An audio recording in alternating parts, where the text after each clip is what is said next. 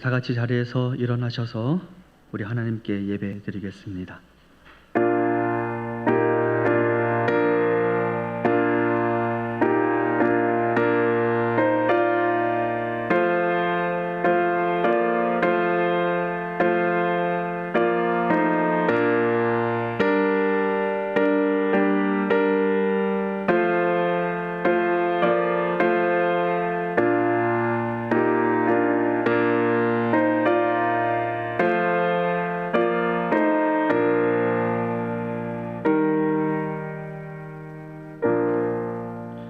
거룩하신 여호와 하나님, 메마른 땅에 단비를 내리시고 다시 살아갈 희망을 주시는 하나님을 찬송합니다.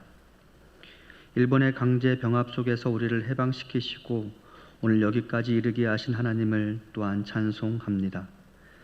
우리의 역사의 주관자이시며 우리의 보호자이신 하나님을 이곳 예배의 자리와 우리네 삶의 자리에 초대합니다.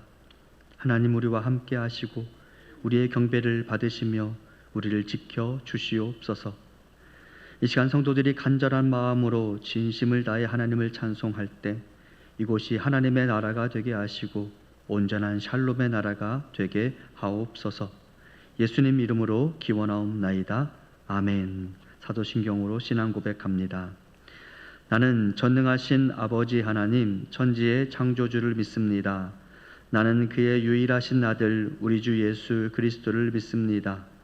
그는 성령으로 잉태되어 동정녀 마리아에게서 나시고 본디오 빌라도에게 고난을 받아 십자가에 못 박혀 죽으시고 장사된 지 사흘 만에 죽은 자 가운데서 다시 살아나셨으며 하늘에 오르시어 전능하신 아버지 하나님 우편에 앉아 계시다가 거기로부터 살아있는 자와 죽은 자를 심판하러 오십니다. 나는 성령을 믿으며 거룩한 공교회와 성도의 교제와 죄를 용서받는 것과 몸의 부활과 영생을 믿습니다. 아멘.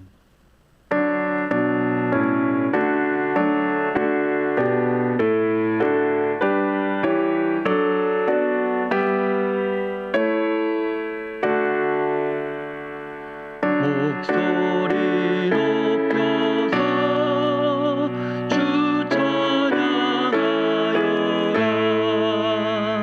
영광과 권세와 존귀와 위엄을 온 물이 다스리시는 마감의 왕께 돌려라.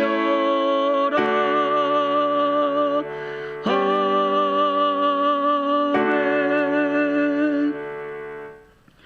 거룩하신 하나님, 이 시간 우리가 잠잠히 하나님의 은혜를 소망하며 여호와의 존전 앞에, 여호와의 보좌 앞에 나가기를 간절히 소원합니다. 하지만 우리 안에 있는 불의와 악독이 우리와 하나님 사이를 막아설까 두렵사오니 이 시간 우리 입술의 고백을 들으시고 우리 죄를 사하여 주옵소서. 지금은 하나님과 나만이 하는 죄를 생각하며 참회의 기도를 드립니다.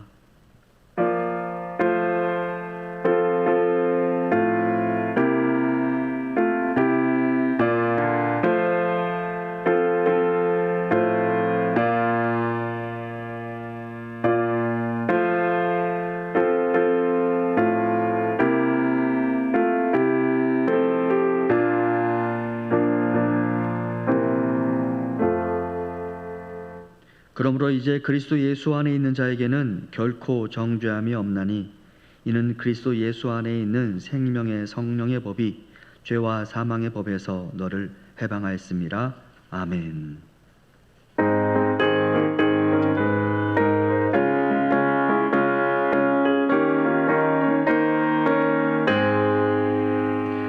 내가 매일 기쁘게 순례의 길 행함은 주의 팔이 나를 압로함이요.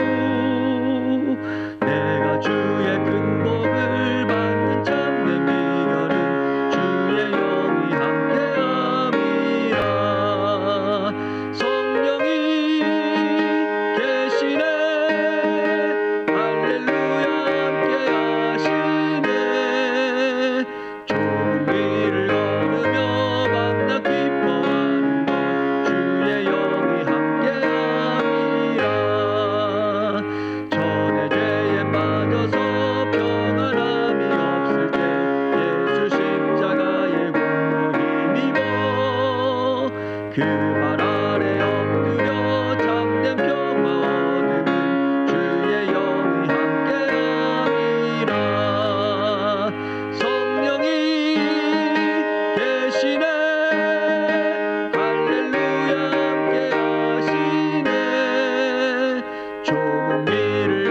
걸으며 밤낮 기뻐하는 것 주의 영이 함께함이라. 나와 동행하시고 모든 염려하시니 나는 숲의 새와 같이 기쁘다. 내가 기쁜 마음으로 주의 뜻을 행함은 주의 영이 함께함이라. 성령이 계시네 할렐루야 함께하시네. 좁은 길을 걸으며 밤낮 기뻐하는 것 주의 영이 함께함이라. 세상 모든 욕망과 나의 모든 정욕은 십자가에 이미 못을 박았네. 어두운 밤이 지나고 무거운 짐 벗으니 주의 영이 함께함이라. 성령이 계시네 할렐루야 함께하시네. 좁은 길을 걸으며 밤낮 기뻐하는 것 주의 영이 함께함이라.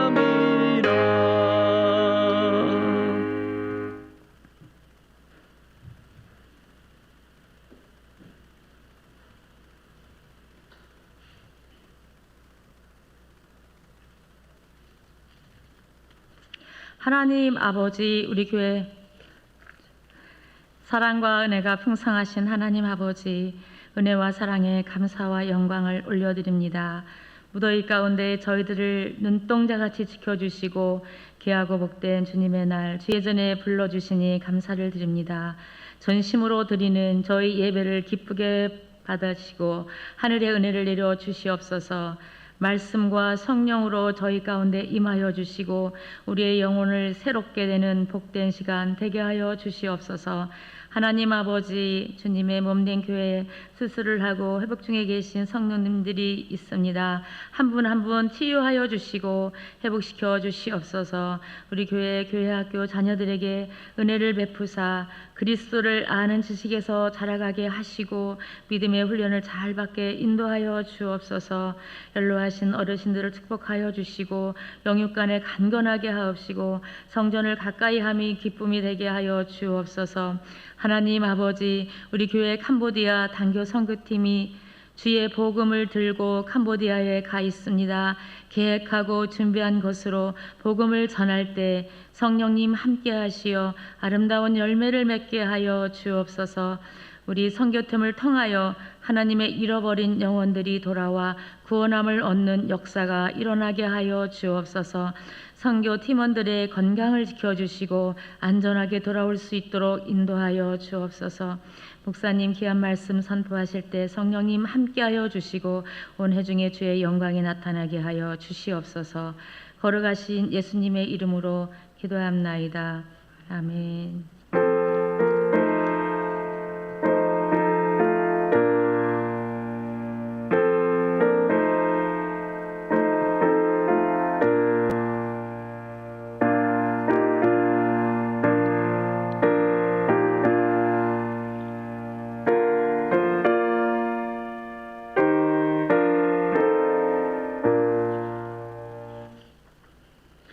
이 시간 교회 소식 나누도록 하겠습니다. 먼저 캄보디아에서 사역하고 있는 우리 선교팀 사역 사진 잠깐 보고 교회 소식 이어서 진행하도록 하겠습니다. 사진 보겠습니다.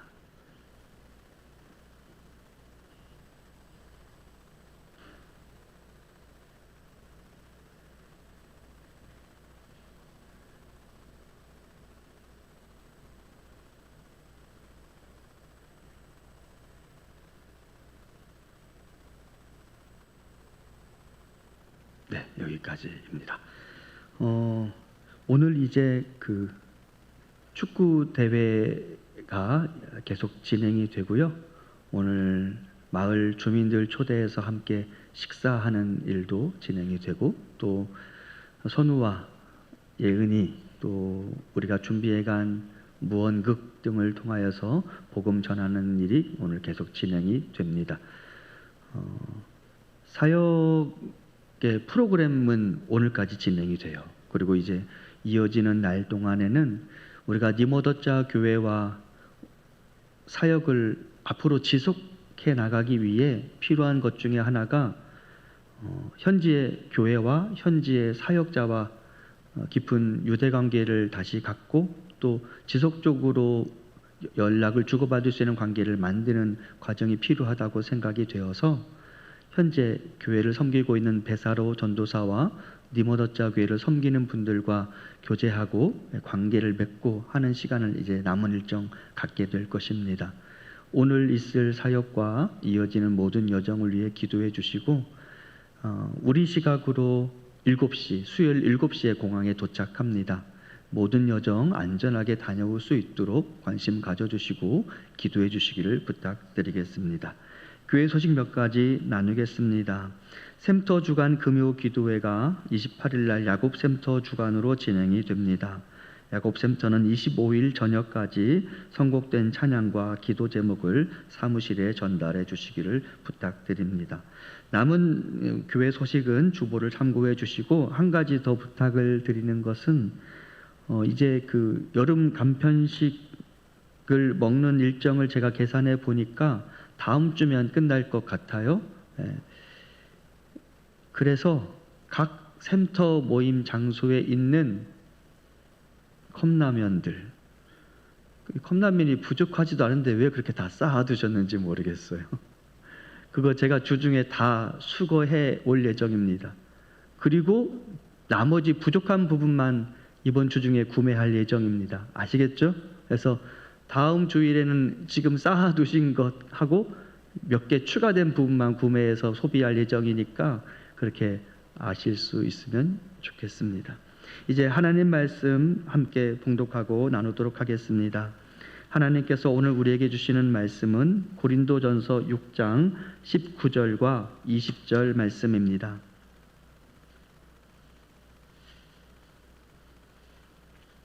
고린도전서 6장 19절과 20절 말씀 우리 한 목소리로 봉독해 보도록 하겠습니다.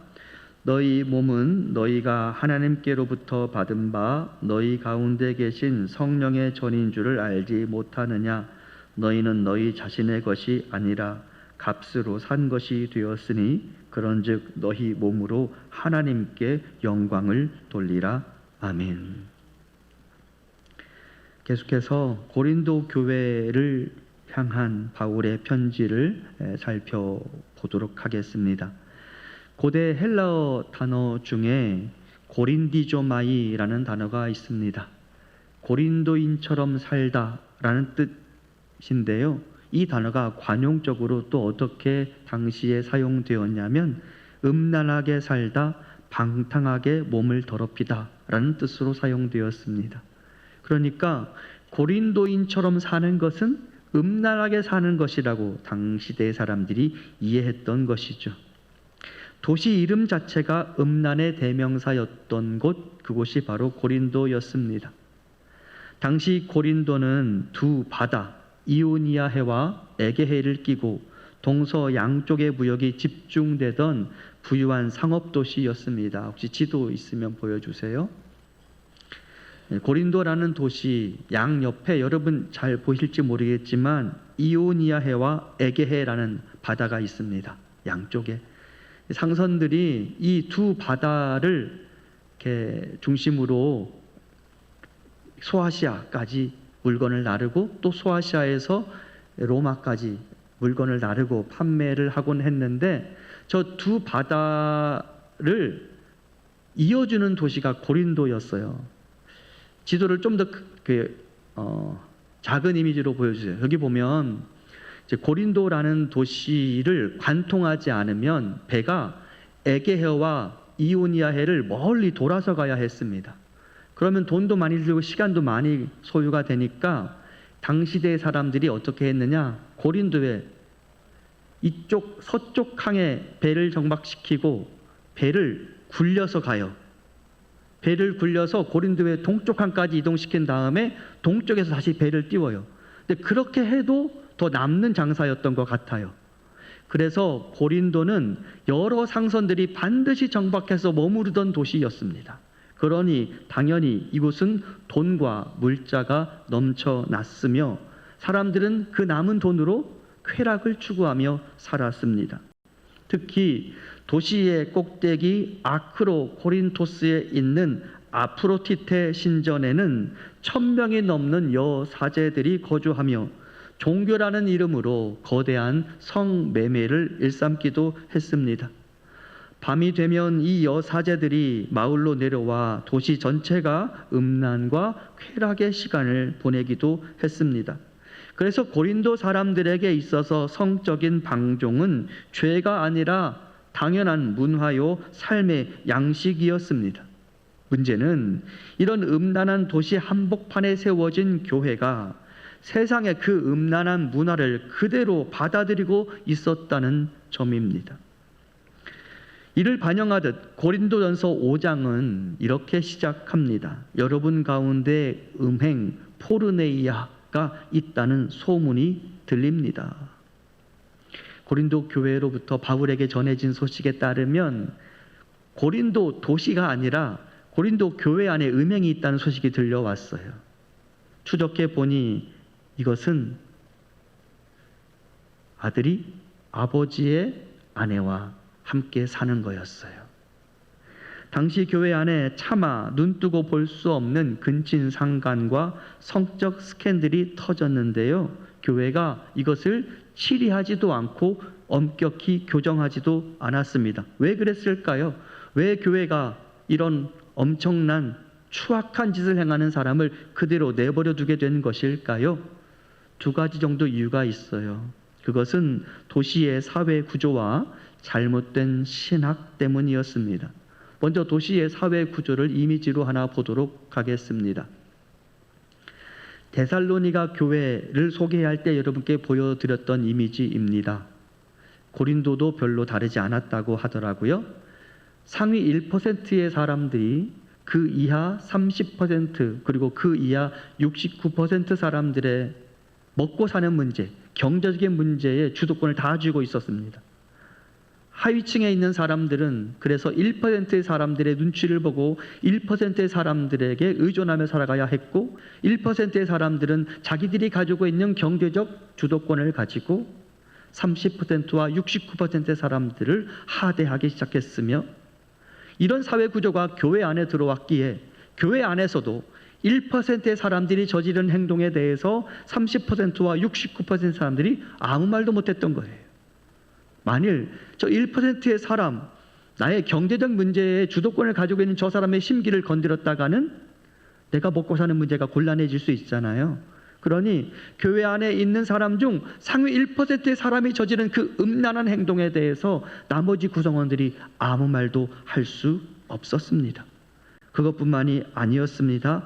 고린도 사람들이 잘못된 신학을 가지고 있었죠.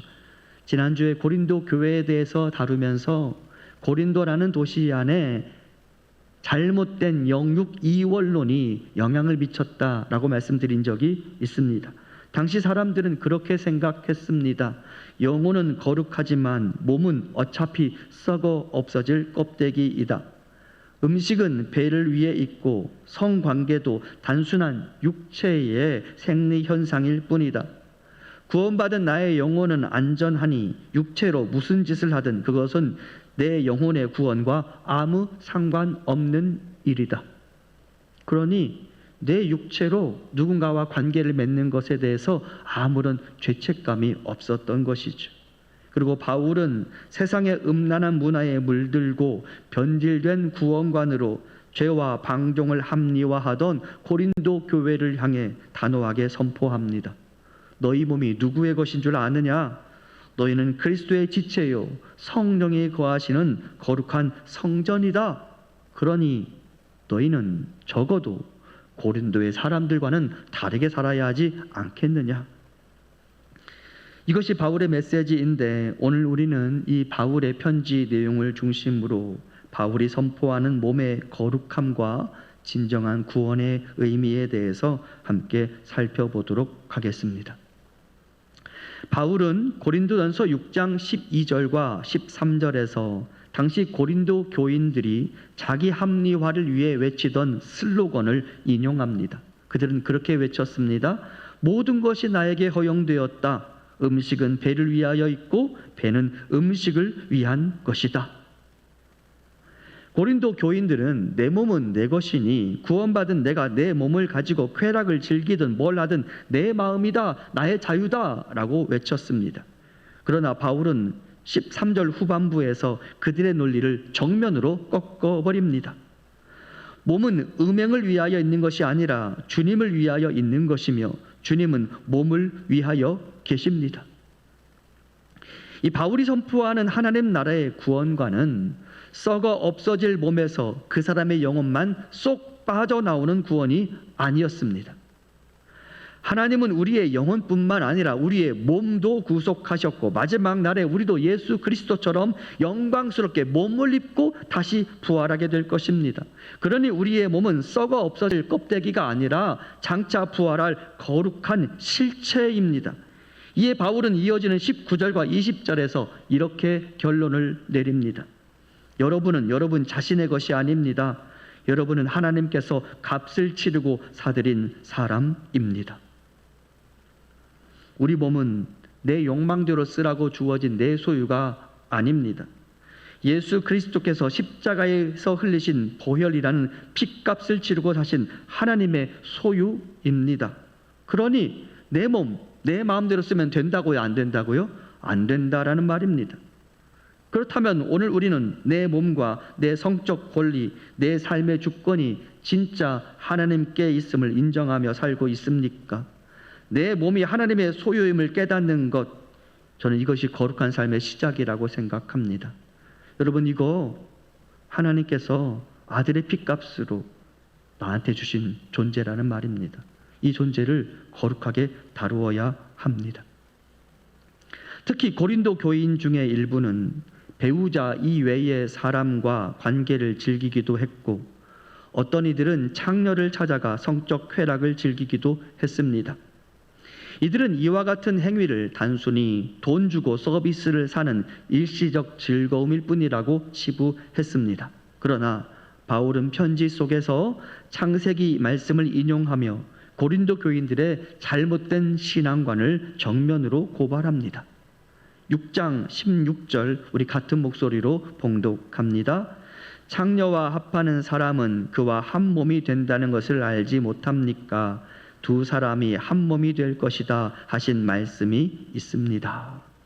여기서 한 몸이라는 단어는 구약 성경 창세기 2장 24절에서 온 구절 중 일부로서 이 한 몸이라는 단어, 원래 히브리적 개념으로 본다면 몸뿐만 아니라 그 사람의 전 인격과 그 사람의 전 존재를 의미해요. 그러니까 부부가 되어 관계를 맺는다는 건 두 사람이 하나가 되는 것을 의미한다는 말이에요.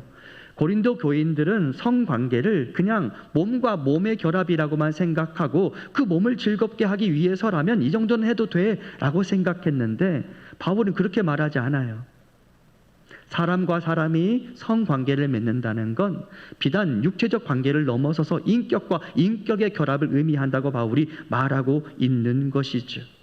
앞서 말씀드린 것처럼 지금 방금 봉독했던 고린도전서 6장 16절은 창세기 2장 24절을 반영하고 있는데 하나님은 아담과 하와가 하나의 몸, 즉 한 인격체가 될 것이라고 말씀하셨습니다. 즉 성경 속 남성과 여성의 성관계는 육체적 접촉을 넘어선 인격과 인격의 결합, 존재와 존재의 결합을 의미합니다.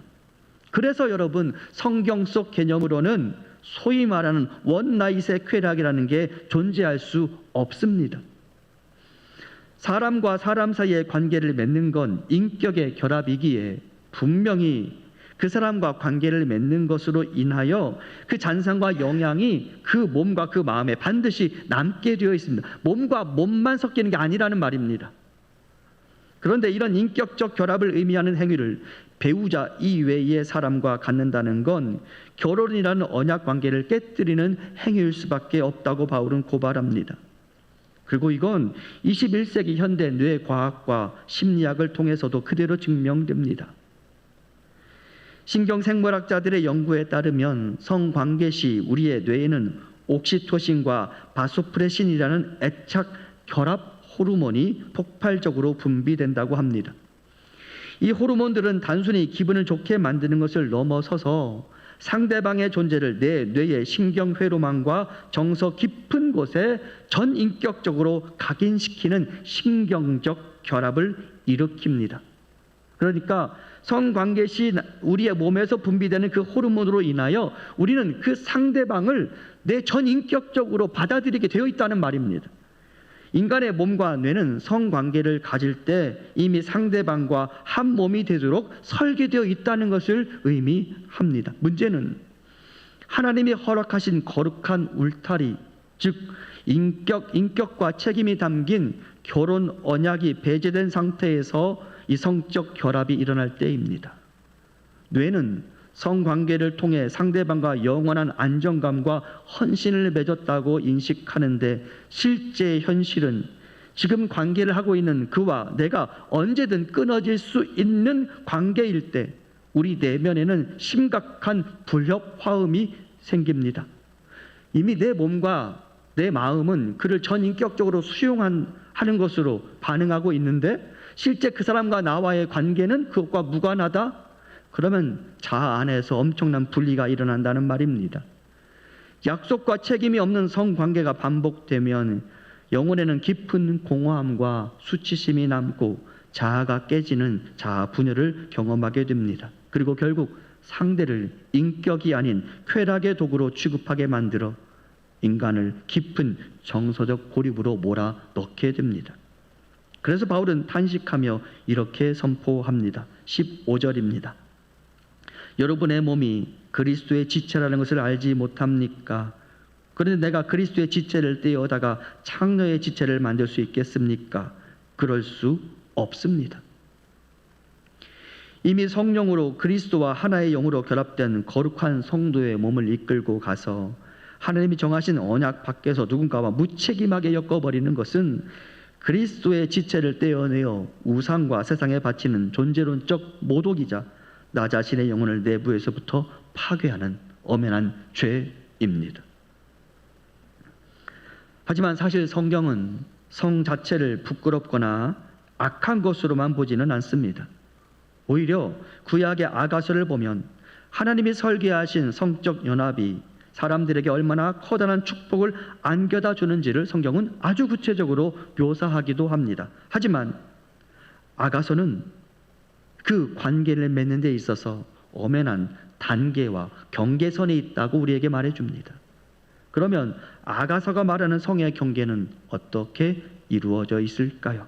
3단계 정도로 이 관계의 경계선이 그어져 있는데요. 첫 번째, 결혼식 이전의 단계.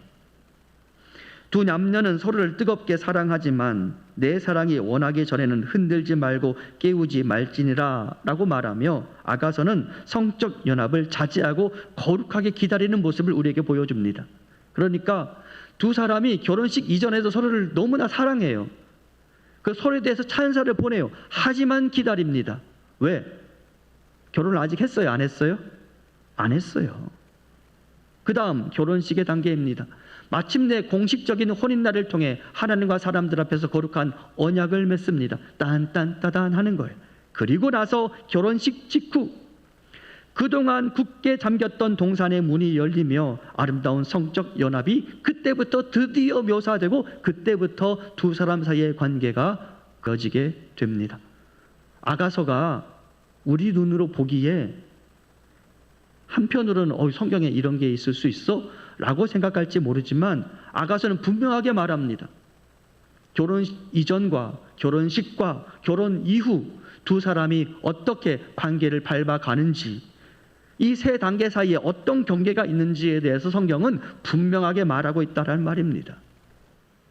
이처럼 성적 친밀함은 하나님이 허락하신 결혼 언약이라는 안전한 울타리 안에서 비로소 완전한 축복과 영광이 됩니다. 그렇다면 이미 구원받은 성도는 세상의 음란한 문화 속에서 어떻게 살아야 할까요? 바울은 이에 대해 단호하게 두 가지의 지침을 제시합니다. 첫 번째, 음행을 피하십시오. 6장 18절입니다. 음행을 피하십시오. 사람이 짓는 다른 모든 죄는 자기 몸 밖에 있는 것이지만 음행을 하는 자는 자기 몸에다가 죄를 짓는 것입니다. 앞서 말씀드린 것처럼 두 사람 사이의 관계는 몸의 관계를 넘어서서 인격과 인격의 결합이라고 말씀드렸어요. 그래서 누군가와 몸의 관계를 갖는다는 건 그 사람을 내 안으로 받아들이는 것을 의미해요. 그런데 조금 있다가 다시 좀 다루겠지만 이 고린도 사람들이 결혼관계 이외에 다른 여인을 취할 뿐만 아니라 창녀들과 결합하기 시작했어요. 근데 그 창녀들은 그냥 창녀가 아니라 아프로디테 신전의 여사제들이었어요.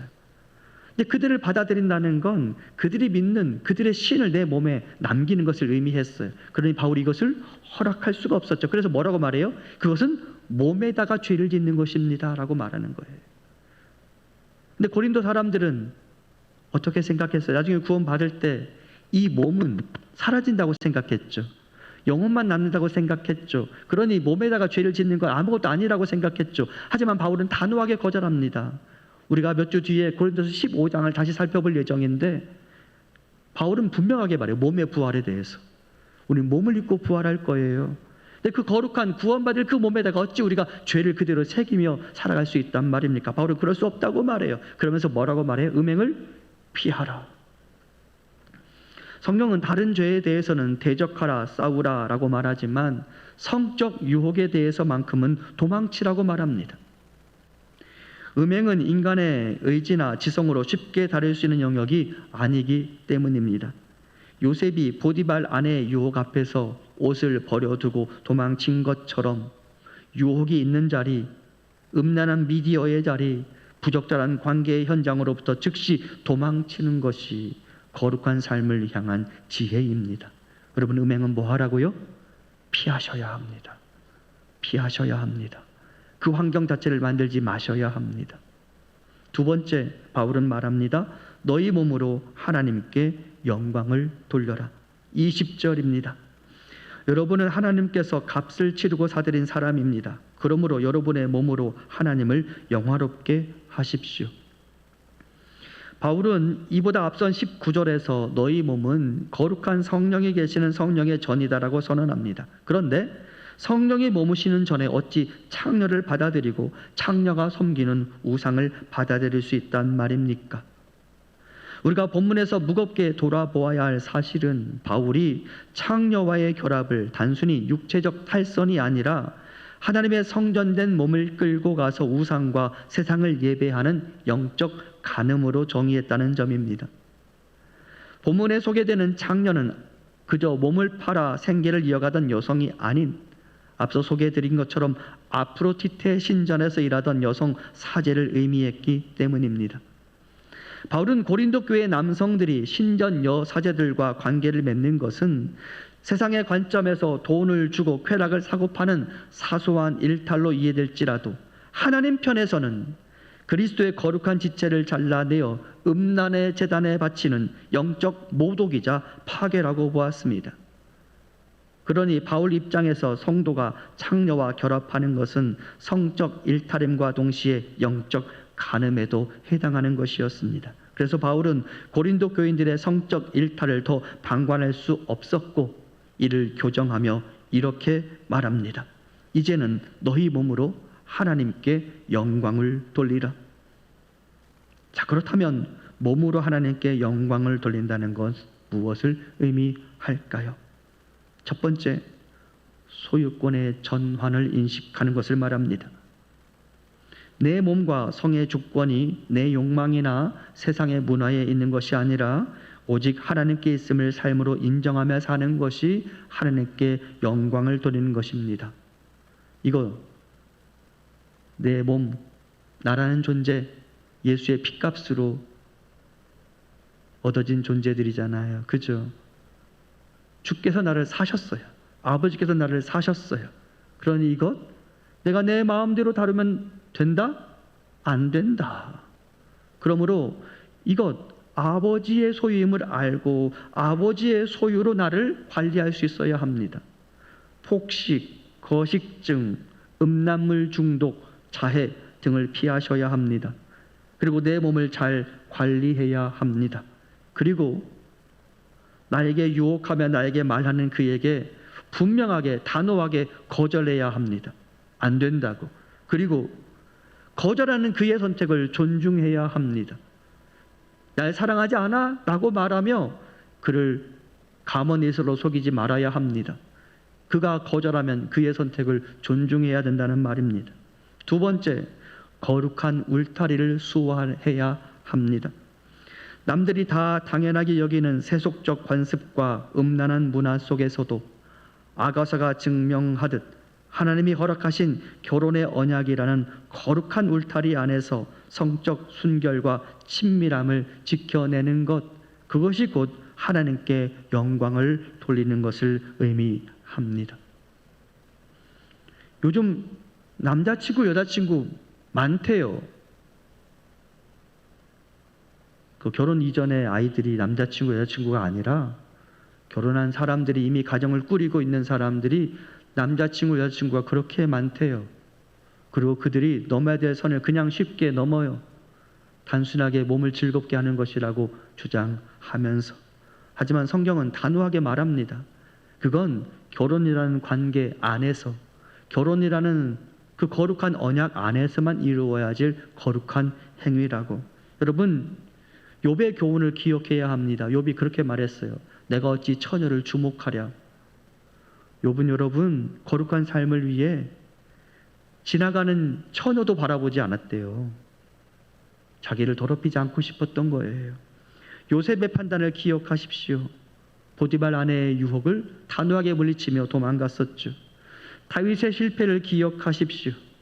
다윗이 여러분, 왕궁 옥상에 올라가 한밤중 그 왕궁 옥상을 거닐다가 웬 여인이 목욕하는 장면을 지켜보았어요. 여러분, 우연히 내 눈에 띌 수 있는 거 아닙니까? 그죠? 그럴 수 있어요. 저 몰랐는데 제가 예전에 순천에서 사역할 때 우리 교회 성도님들을 모시고 서울에 있는 몇 교회에 탐방을 하는 시간을 가졌고, 그때 용산에 숙소를 잡았어요. 근데 진짜 몰랐어요. 근데 용산에서 밖을 딱 내다보는데 누가 저한테 말하는 거예요. 저기가 거기라고. 저기가 거기래요. 한밤중에 불이 켜 있는 데가. 지금은 사라졌어요. 지금은 사라졌어요. 세상이 그렇게 음란한데 사람들이 그 음란을 즐겨요. 눈으로 즐겨요. 근데 여러분 그거 아시죠? 눈으로 즐기는 순간 그건 마음으로 이어지고 몸으로 이어진다는 걸. 그러므로 음란의 자리를 피하셔야 하고 결혼이라는 거룩한 언약 관계 안에서만 그것을 즐길 수 있어야 합니다. 세 번째, 하나님께 영광을 돌린다는 건 성전으로서 나를 봉헌하는 것을 의미합니다. 음란함으로 세상을 예배하던 내 눈과 내 귀, 내 신체와 전 인격을 쾌락의 도구가 아닌 하나님이 거하시는 거룩한 성전으로 온전히 봉헌할 수 있어야 합니다. 나를 구원하신 그분을 위해 주의 전을 섬기는 일에 내 몸을 사용하라는 말입니다. 결국 1세기 고린도의 교인들은 음란이 문화가 된 도시 속에서 세상의 눈치를 보았고 구원받았으니 몸으로 무슨 짓을 해도 괜찮다라는 자의적인 궤변으로 자신들의 음행을 합리화했습니다. 오늘 우리는 어떻습니까? 혹시 우리도 음란함이 가득한 세상의 문화와 타협하며 하나님은 은혜로우시니 다 용서해 주실 거야, 내 몸이니 내 마음대로 즐기겠다며 성전된 몸을 타협하고 있지는 않습니까? 요즘이 어떤 세상인데 그렇게 고리타분한 말씀을 하느냐고 저에게 따지고 싶은 분은 없습니까? 하지만 하나님은 언제나 자기 백성에게 말씀하셨습니다. 너희는 그들과 달라야 한다. 그것이 거룩의 본질이죠. 여러분, 거룩이라는 단어의 뜻이 뭐예요? 구별되다예요. 거룩은 우리에게 남들과 다르게 사는 것을 요청합니다. 하나님은 가나안 땅에 들어가게 될 자기 백성들에게 그들과 다르게 살라고 말씀하시며 거룩을 요구하셨습니다. 하나님은 우리를 세상에서 불러내시면서 우리가 세상과 다르게 살기를 원하시며 거룩하라고 말씀하십니다. 세상이 아무리 음란하다 할지라도, 세상에 아무리 사람과 사람 사이에 그 육체적 관계를 가지고 뭘 그렇게 심각하게 여겨라고 말한다 할지라도 우리는 세상으로부터 분리된 세상과 다른 삶을 살아가야 합니다. 주님 제자들에게 뭐라고 말씀하셨는지 아십니까? 산상수훈을 통해 주님 제자들에게 그렇게 말씀하셨어요. 너희는 그들과 달라야 한다고. 바리새인과 서기관들과 달라야 하고 이방인과 달라야 한다고. 하나님은 오늘 고린도 교회 성도들을 향해 바울이 전하는 메시지, 고린도라는 도시가 음란하다.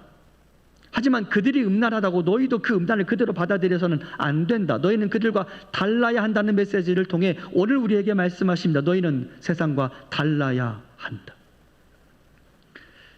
조금 어울리지 않는 말씀일지 모르겠는데 제가 군대 가보니까 이 젊은 청년들은 그걸 아무렇지도 않게 여기더라고요. 저한테 이 후임병들이 말해요. 공공연하게 말해요. 이번에는 거기 갔다 왔습니다. 그리고 또 저한테 초병 서면서 저한테 말해요. 김병장님 이번엔 같이 가시는 겁니다. 뭘 어디를 가요? 근데 여러분, 그렇게 말하는 게 한두 명이 아니었다는 게 문제예요. 그것이 우리의 젊은 세대들이 살아가는 세상이라는 게 문제예요. 그런데 기독교인들조차도 이 세상에 대해서 비판하지 못하고 이 세상의 정신을 그대로 받아들이면서 살고 있다는 게 문제예요. 어찌 젊은이들 뿐이겠습니까? 우리 모두가 다 이에 해당하는 자들이에요. 사랑하는 성도 여러분, 하나님 오늘 우리에게 말씀하십니다. 너희는 달라야 한다. 너희는 거룩해야 한다. 그리고 그 거룩의 영역 중 하나로 성관계를 언급하고 있는 것입니다. 하나님 오늘 고린도서 6장을 통해 우리에게 분명하게 선포하십니다. 너희 몸은 썩어 없어질 껍데기가 아니다. 장차 부활할 거룩한 성전이다. 너희는 예수의 핏값으로 산 하나님의 것이니 너희 몸으로 거룩한 삶으로 하나님께 영광을 나타내라. 우리의 몸을 거룩한 성전으로 올려드리고 삶의 모든 영역에서 하나님께 영광 돌리는 우리 성도들의 삶이 되기를 소망합니다. 우리는 남들과 달라야 합니다. 우리는 도시와 도시의 문화와 이 시대의 사람들이 말하는 것과 다르게 살아가야 합니다. 그리스도인들의 윤리에 있어서, 기독교의 윤리에 있어서 저는 요즘 이 시대에 제일 경계해야 될 말 중에 하나가 남들도 다 그래요라는 말인 것 같아요. 남들이 다 그렇게 산다고 우리도 그렇게 살면 안 되잖아요. 남들이 그렇게 산다고 내 행동이 정당화되는 게 아니잖아요. 다수의 사람들이 그렇게 산다고 그리스도인들이 그렇게 살아도 되는 건 아니잖아요. 사랑하는 성도 여러분, 우리는 달라야 합니다. 남들이 사는 방식 그대로 살아가라고 하나님이 우리를 구원하신 게 아니에요. 남들과 똑같이 살아가라고 하나님께서 아들을 우리를 대신하여 죽게 하신 게 아니라는 말입니다. 우리는 다르게 살아가야 합니다. 그리고 그렇게 살아가도록 영적 권위를 가지고 자녀들을 가르치셔야 합니다. 남들도 다 그래요라고 말하면 입을 다물고 그래? 라고 말하지 말아야 합니다. 그럼에도 우리는 달라야 한다고 가르치셔야 합니다. 성관계뿐만 아니라 삶의 모든 영역에서 남들과 다르게 사는 삶, 그것이 주님 우리에게 원하시는 거룩의 삶인 줄 알고 이 한 주간도 거룩한 삶을 살다 돌아오는 하나님의 사람들 되시기를 간절히 소망합니다. 기도하겠습니다. 하나님, 오늘 고린도 교회를 향한 바울의 메시지를 통해 우리에게 말씀하신 교훈 기억하게 하시고 세상이 음란하다 할지라도 세상과 다르게 살아가도록 부름받았음을 기억하고 거룩한 존재로 구별된 삶을 살아가며 일주일을 살다 돌아오는 우리가 되게 하여 주시고 그 거룩한 삶이 나의 삶이 되고 우리 자녀들의 삶이 되게 하여 주옵소서. 예수님 이름으로 기도합니다. 아멘.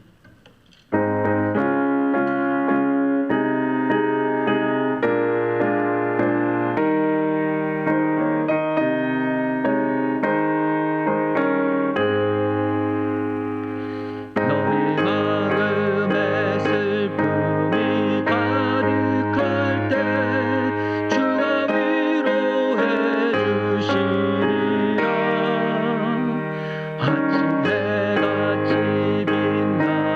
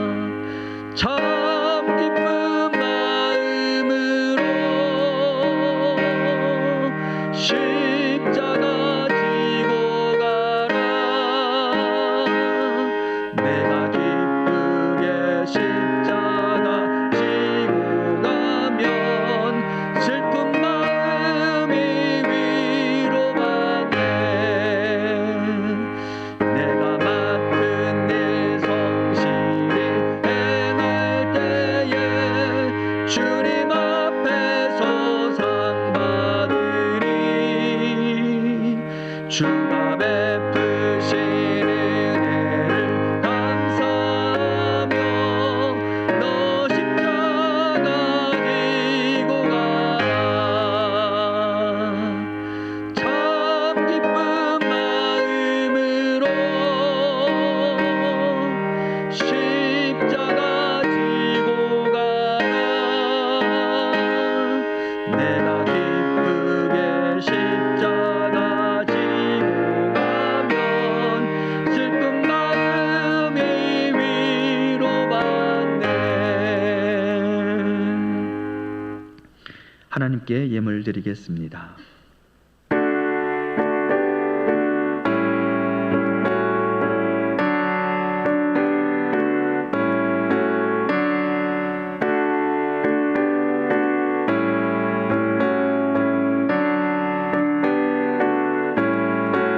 주께 드리네. 주께 드리네.